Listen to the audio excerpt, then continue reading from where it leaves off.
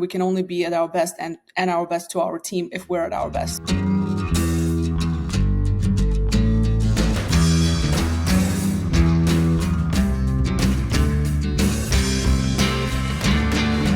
Welcome to another $4 million Strategies, the best 4 minutes business to help with specific strategies and techniques to increase the value of your business. Today we have with us Elena Agar. She is going to share with us some great tips on how to have more effective senior leadership. Elena, what do you recommend? Thank you. So first of all, let's remember our senior leaders. I think that's the number one thing is oftentimes we just expect people in certain positions to just do great work and we expect them to take care of everybody else around them except themselves. And I think they're the most neglected group of people in an organization, your typical kind of manager, leader in an organization. So I think something to keep in mind is just check in on your managers first and foremost. That is the root cause of everything. A lot of things that happen in a company, right, is we want people to be trained. We want people to be at their best. We want teams to be productive. But then the key there is your manager, your leader of the organization. So looking at, again, how are you supporting your leaders? What kind of resources you're providing to them? When was the last time you just checked in with your leader and asked them, how are they doing? What do they need from you? And so on. So I think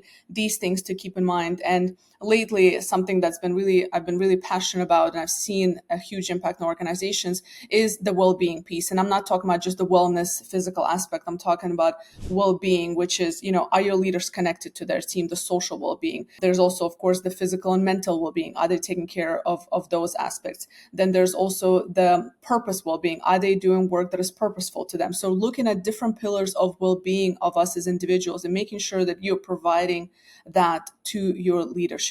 Okay, so of those different areas, if you were to say if an organization had 30 days to work on one of those aspects, what should they work on? I would ask the leader. Every leader is going to be different, obviously, but I would focus on their well-being piece. That's the most important. We can only be at our best and our best to our team if we're at our best. So focusing on the well-being. Perfect. Okay, so for those who haven't dealt with this issue beforehand, like especially the older generations, for lack of a better term, we just like, hey, you had to work. That's how it is, right? And don't worry about it, complain, just get it done. But that's not quite the same for everybody anymore, right? There's this expectation now that you have to care about it. What is something you would recommend or guide towards leadership to help draw out or pull out those managers who might be unwilling to say what's really on their mind? I would just think of the future of your company. What is it going to cost your company if you don't actually get to the bottom of your leadership development? So I would say you need to think of the future of your company. It's going to cost you. You're going to be left behind. You have to change some things because generations are coming in and they want something different. Thank you so much for this information on $4 million strategies. One of the things that we learned in Gallup